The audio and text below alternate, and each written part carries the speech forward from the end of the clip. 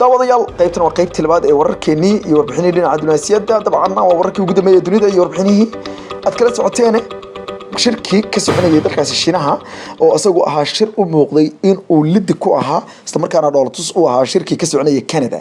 oo halkaasna ay ka aragteen sida adduunka uu dib ugu noqday bari iyo galbeed ayaa guul ku soo dhamaaday asagu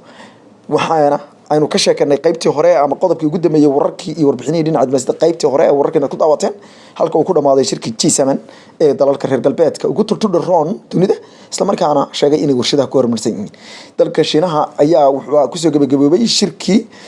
markaas ka soconayay magaalada xeebta ku taala ee dalkaasi Shiinaha taasoo ah shir dhaqaalaha looga wada hadlayo oo ah markaas shir uu martigelisay dawladda dalkaasi China dawladda Shiinaha ayaa waxa shirka ay ku soo dhaweysay madax ay ka mid yahay madaxweynaha dalkaasi Russia madaxweynaha dalkaasi Pakistan ra'iisul wasaaraha dalkaasi India iyo madax kale shirkan ayaa waxa la yiraahdaa ama waxa lagu magacaabaa Shanghai shirkan ama ururkan ay isugu yimaadeen ayaa waxa diiradda lagu saaray laba qodob oo waaweyn oo la sheegay inay muhiim u yihiin caalamka waa iskaashiga reer bariga ama dalalkan haatan bariga ugu tutudharoon ee ugu horeeyaan Ruushka Shiinaha iyo dalkaas Hindiya dhaqaale ahaan iyo waliba dalalkii qodobka kale xooga lagu saarnay waxa weeye in dalalku ay isfahan xoogan iyo diblomaasiyad ay ka midoobaan kadib sida muuqata burburka xoogan ee dhinaca cilaaqaadka iyo xulufadii reer galbeedka ka soo dhex muuqata madaxweyne Xi Jinping oo shirka 18aad furay ayaa wuxuu ku dhawaaqay gabi ahaanba horta in la balaarinayo ururka loo yaqaan SCO wuxuuna sheegay isagoo ka hadlayay magaalada xeebta ay shirku ka dhacay Qingdao ayuu wuxuu ku soo dhaweeyay hadalka dhigiisa dalkaasi Vladimir Putin ee dalka Russia sidoo kale wuxuu soo dhaweeyay madaxweynaha dalkaasi Pakistan Manoon Hussein ra'iisul wasaaraha Hindiya Narendra Modi iyo madaxweynaha dalkaasi la yiraahdo Iran Hassan Rouhani sidoo kale waxaa joogay dalalkii xulufada la jiray midowga Soviyeeti qayb kamid ah oo ay kamid yihiin dalalka Kazakhstan Uzbekistan Kyrgyzstan iyo waliba Tajikistan waxaana dalalkaas ay ka soo qayb galeen iyaguna shirka ayaa waxa lagu ballan qaaday in si xoogan loo dhiso wada dhaqaaleynta baaliri iyo wada ganacsiga baaliri dalalkan oo dhan China waxay ku soo badhigtay hal ku dhigeeda caanka ah ee loo yaqaano suun iyo wado kaasoo ay uga jeedo mashaariicda waaweyn ay doonayso inay adduunka oo dhan sida suunka iyo wadooyinka isugu daba taxdo oo ah barnaamij dawladda ka Shiinaha ay ku damacsan tahay in caalamka oo dhan dhaqaaleeda si xoogan ugu baahiso madaxweynaha dalkaasi Iran ayaa fursad ka faa'iideystay asagoo halkaasi ku tuntay mabaadi'da Mareykanka gaar ahaan madaxweynaha Mareykanka oo uu ku tilmaamay inuu yahay nin ka dhaqaaqay heshiis caalami ah isla markaana khiyaameeyay caalamka intiisa kale wuxuu sheegay in loo baahan yahay in Mareykanka lagu ciqaabo dhibaatada uu ka dhala kara buu heshiiska nuclear-ka uu ka baxay Hassan Rouhani sidoo kale wuxuu ballan qaaday in saliidda dalkiisa uu noqon doono mid lagu qarqiyo dalalkan wuxuuna sheegay in adduunka xulufadiisa uu ka bilaabo karo isla markaana dhaqaalaha adduunka uu yaalo Asia maadaama ay yihiin dadka adduunka ugu badan ay joogan sida muuqatana daawadayaal qodobkaas inteena ka bixin qaaradan Asia waa muhiim waayo dadka adduunka ugu badan Asia ku nool yihiin labadan dal ee Shiinaha iyo Hindiya hadii la isku daro inta kale oo dhan ayaga ama adduunka inta kale oo dhan hadii la israaciyo ayaga ka dad badnaanaya waxayna taas ka dhigan tahay meesha dadka faraha badan jiro ayaa mar walba dhaqaaluhu jira ama meesha population wax loo yaqaano uu jiro ayuu dhaqaaluhuna ku jira taasna waxay muuqataa hadalladan hadeerto shirkaas ka soo baxaya sidoo kale markaynu isbarbar dhigno intaynan u gelin wararka dambe inoo soo socda aynu qodobkaas siyaro falanqeyna oo kooban u waxaano shirka ka dhacay Canada iyo shirkan ka dhacay Shiinaha laba shir oo isbarbar socda oo isbarbar ordayay ahaayeen shirkana inuu ku dhamaado guul kana uu ku dhamaado dabcan uu ku dhamaado khilaaf iyo kala dhaqaaq waa arrin fursad weyn u ah dalalkan reer bariga oo haatan doonay inay isticmaalaan ama ay doonayeen in mar kale ay dunida majaraha u dhuftaan sida muuqatana dalalkan reer galbeedku aad bay isku taxaluujiyeen in Mareykanka ay ku soo celiyaan doorkii ahayd wada jirka hase yeeshee arrin kale oo aan xasuusinayo oo aan jeclahay in xasuusiyo oo madaxweynaha Mareykanku sheegay wuxuu yiri madaxweynaha Mareykanku markii uu shirka ka sii baxayay oo ay muuqatay inuu aad uga niyad jabsanaa sida loola dhaqmay oo u muuqatay in la tuuteenayay mar walba ayuu wuxuu yiri in cilaaqaadka aan dalalkan la lahayn oo dhan way wanaagsan yihiin waa cilaaqaadada kale dabcan wuxuu ka hadlaya xagga amniga waxyaalaha kale ama waxyaalaha kale oo la rahay oo dhan way wanaagsan yihiin laakiin tan dhaqaalaha ma wanaagsana sidoo kale wuxuu ku tilmaamay in Mareykanka laga dhigtay buu yiri meel bangiyo lacagu taalo oo ay haystaan dad usbuur ah oo la dhaco wuxuuna taas ma sii jirayso يعني dad qoma meel ay haystaan ma noqonayso buulo lacag la dhaco wayna dhamaatay waqtigaas oo kale wuxuuna aad u eedeeyay madaxdii hore ee Mareykanka soo xukuntay sida muuqatana haatan madaxweynaha dalkaasi Mareykanku wuxuu isku dayayaa inuu uu yiraahdo arrimaha kale oo ka mideysanahay laakiin xagga dhaqaalaha kama mideysni adduunkana waxyaalaha kaliya ee ay danaha ay wada ilaashanayaan waa dhaqaalaha wali wadamada reer Yurub Mareykanka mar walba waxay ku qabeen dhaqaale xooggan bay ku qabeen sida muuqatay dhaqaalaha waayaan ma sii jirayso calaaqaadkii wanaagsanaa iyo isku niyad samidii way adkaanaysaa aan ku siqo wararka daawadayaasha qiimaha leh halka nagala socotaan Hurfadhi Media wararka guud ee dunida iyo warbixinada cadaalada waxaana ka daawanaysan Hurfadhi Media hogaamiyaha waqooyiga Korea Kim Jong Un ayaa diyaaradii siday waxay soo caga dhigatay gegida diyaaradaha ee dalkaasi Singapore ama jasiiradda Singapore iyadoo ay soo diyaaradu ka soo qaatay dalka Shiinaha diyaarad oo ahaa tirsigeeda ama diyaaradda loo yaqaan 747 ayaa soo caga dhigatay gegida caalamiga ah ee la yiraahdo Shanghai la yiraahdo Shanghai International Airport ayadoo halkaas uu ku soo dhaweeyay wasiirka arrimaha dibadda ee dalkaasi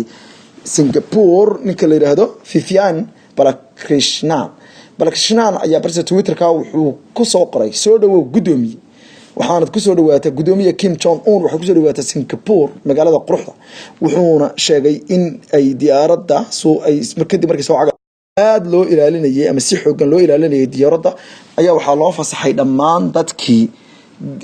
markaasi oo la baaray dhalinyarada ahaa inay sawiro ka qaataan diyaaradda korkay soo caga dhiganayso waxyaalaha yaab kale ee daawadayaasha qiimaha leh ay hayno waxa kamid ah in diyaaradan markii ay socotay si toos caalamka oo dhan looga socday ruutka ama waxa loo yaqaan dhabaha diyaaradu ay ku duulasay tusaalahan website-ka caanka ah ee caalamiga ah ee inta badan ka faalooda dabooyinka diyaaradaha la yiraahdo The Flight Radar 24 wuxuu soo sawiray isla markaana wuxuu daqiiqad satellite-kiisa u sawirayay halka ay diyaaraddu marayso diyaaradda siday Kim Jong Un waxyaalaha yaab kale waxa weeye sidaad ka aragtaan muuqaalkan iyo waliba sawiradan aad ka aragtaan diyaaradda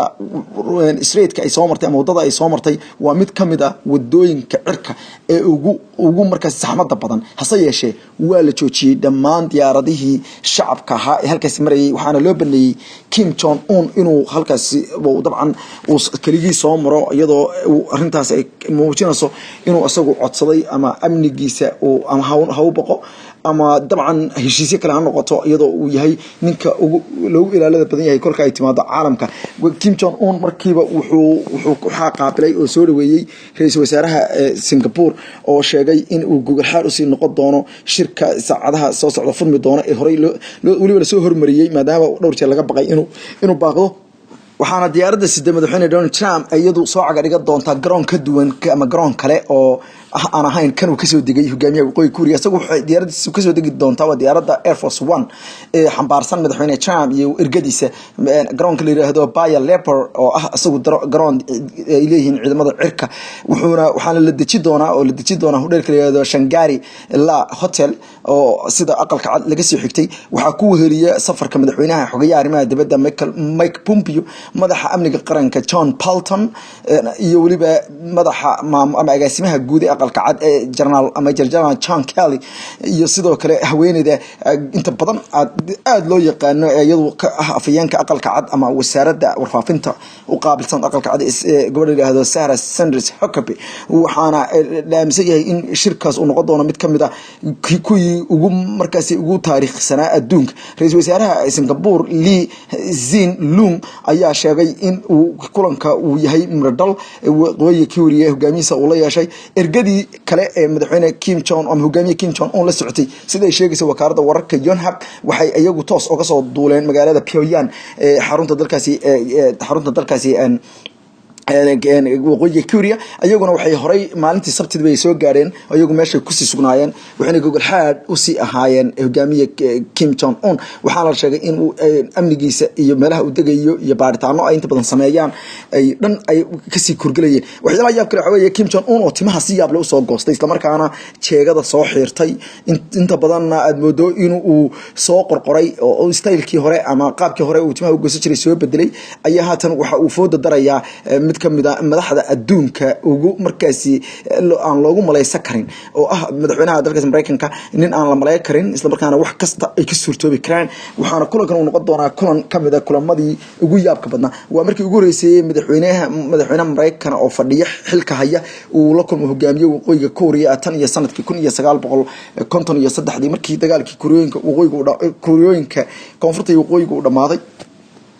iyadoo aysan jirin ilaa halkaas heshiis marka laga reebo xabad joojin koobneed balse uusan jirin wax heshiis ah oo dagaalkaasi laga gaaray ama lagu dabcan si rasmi ah loogu soo gabagabeeyay dawadayaal madaxweynaha Mareykanku hadeer ayuu ku beegan tahay markuu soo degayo kulamadana dabcan inay hore ka bilaabanay in kale ilaa hadeer saraakiishu tafaasiil kama bixin balse waxaanu sheegi doonaa wararkeena dambe ayaynu ku sheegi doonaa daawadayaasha qiimaha leh aan ku siqo wararka qaybaha kale inoo haray qarxan dalka Saudi Arabia ayaa waxa ka soconaya shir degdeg ah oo isugu yimaadeen inta badan dalalka ugu roon xagga dhaqaalaha dalalka Carbeed oo ay markaasi shirkan oo uu gudoominayo boqorka dalkaasi boqor Salman bin Abdul Aziz Al Saud ayaa waxa ay haatan ku qulqulaya ama isugu yimaadeen magaalada Riyadh ee xarunta dalkaasi Saudi Arabia waxaana shirka looga hadlaya xaaladda dhaqaale ee soo food saartay dalka Jordan iyadoo oo dalka Jordan wanahan ay ka dhacayeen banaanbaxyo dadku ay uga cabanayaan cashuurta kor loo qaaday iyo waliba dhibaatooyin xooggan shirka waxa isugu yeeray boqor Salman bin Abdul Aziz waxaana ka soo qayb galaya boqorka dalkaasi Jordan boqor Abdullah labaad amiirka dalkaasi Kuwait amiir Sheikh Sabah Al Ahmed Al Jabir Al Sabah iyo amiirka dhaxal sugaha isla markaana ninka sida dadban dalkaasi u maamula isku tagay Imaaraadka Carabta ahna amiirka Abu Dhabi Sheikh Mohammed bin Sayed Al Nahyan MB7 waxaana sidoo kale ka jooga oo dabcan imaanaya madax kale waxaana shirkan looga hadlayaa baa sidii loo caawin lahaa dalkaasi Jordan oo markii hore heli jiray sanad walba dhibic 6 bilyan oo dollar oo ay sii jireen ururkii haatan u muuqdo inuu burburay ee Gulf Cooperation Council waa golihii iskaashiga gacanka Carbeed oo iyagu sanad walba sii jiray tan iyo intii khilaafka xooggan uu soo baxayna lacagtaas aan la bixin sida muuqatana dalkaasi Jordan oo asagu ahaa dalalkii la saftay dalka Saudi Arabia walow aysan iyagu ilaa xad heerkii ay Qatar ay gaarsiiyeen kuwa kale aysan gaarsiin balse ay xidhan TV Al Jazeera ay dhimaan dhamaan intii badneed diblomaasiyiintii Qatar ee halkaas joogay ayaa haatan waxa soo footaray dhibaato xooggan oo dhinaca dhaqaalaha shirkaas degdeg ah halkaas ka soconaya wixii ka soo kordhana ishana ku haynaa haatan Shiinaha ayaa iyaguna waxay la bixeen ama dad ka tirsan baa leeyahay dawladda dalkaasi Shiinaha ayaa waxay dhaceen baa leeyahay mid kamid ah xogtii maraakiibta Mareykanka ee dagaalka ee ku sugnaa badan inta badan muranka badan ka taagan yahay ee badan leeyahay koonfurta Asia sida ay sheegayso ama kusoo warmaysa wakaalada wararka ee ama afka dheer wargeyska Washington Post waxa muuqata baa leeyahay in 600 oo gigabyte oo ah baa leeyahay data ama xog uu lahaayeen ciidamada Mareykanka la dhacay waxaana muuqata baa leeyahay in xogtaas uu dhacay baa leeyahay dad la shaqeeya dawladda dalkaasi Shiinaha oo iyagu ah wasaaradooda waxaana markabkan oo ahaa baa leeyahay markabka asagu qaada burburiyaasha maraakiibta kale iyo gantaalaha dhulka hoostiisa mara badda hoosteeda mara aan iraahdo xogtiisa oo dhan ay la wareegeen New York Times oo iyadu mardama iyadoo warbixin kale ka soo qortay waxay sheegtay in xogtaas laga dhacay qaybtii gacanta ku haysay ilaalinta xogtaas oo aan hayn baa leeyahay dawladda Mareykanka balse ay ahayd baa leeyahay hay'ad madax banaan oo iyadu xogaha u qaabilsan ciidamada Mareykanka hay'adda FBI-da ayaa sheegtay inay baaraso dhacdadan iyadoo FBI-du ay sidoo kale sheegtay inay ku daba jirto in ay ku lahaayeen dayacaada dadkii lagu aaminay xogta waxaana muuqata baa leeyahay in dawladda dalkaasi Shiinuhu oo ay ku soo biirtay dagaalka loo yaqaano cyber warka ama dagaalka dhinaca internetka oo asagoo adduunka si weyn uga soconayay oo dawladda dalkaasi Ruushka ay garwadeen u ahayd waxaana haatan la sheegay in Shiinuhu uu carbiyay isla markaana uu soo saaray baa leeyahay guutooyin u leeysan inay dhacaan baa leeyahay xogaha IT-ga iyo waliba in ay la wareegaan baa leeyahay xogaha computerized-ka ah ee lagu kaydsado markaasi lagu daatooyinka noocan oo kala sida muuqatana dawladda dalkaasi Mareykanka waxay haatan iyaduna gacanta ku haysaa inay horumariso difaacyada noocaas haddii arintan ay soo baxdana waa mid kale oo ah dhibaaxooyin dhinaca amniga oo Mareykan ku dhacay iyadoo hadda ka horna bishii September ay ahayd markii dawladda waqooyiga Korea oo iyadu ah dawlad dhinaca aynu ognahay dhaqaalihiisa markuu gaarsan yahay ay xog Mareykanka ku leeyahay dhacdo daawadaasha qiimaha leh faafinta wararka iyo gaarsiinta caalamka oo dhan waa xaggina wixii ka soo kordha kulamadan Kim Jong Un dalkaasi Singapore haatan ka bilowday iyo waliba wixii arintaas ku saabsan annaga oo idila socod doona iyo wixii xog oo dhan caalamka oo dhan way idila socodsiin doona daawadaasha qiimaha leh tan iyo intaan sarki doono amaanaha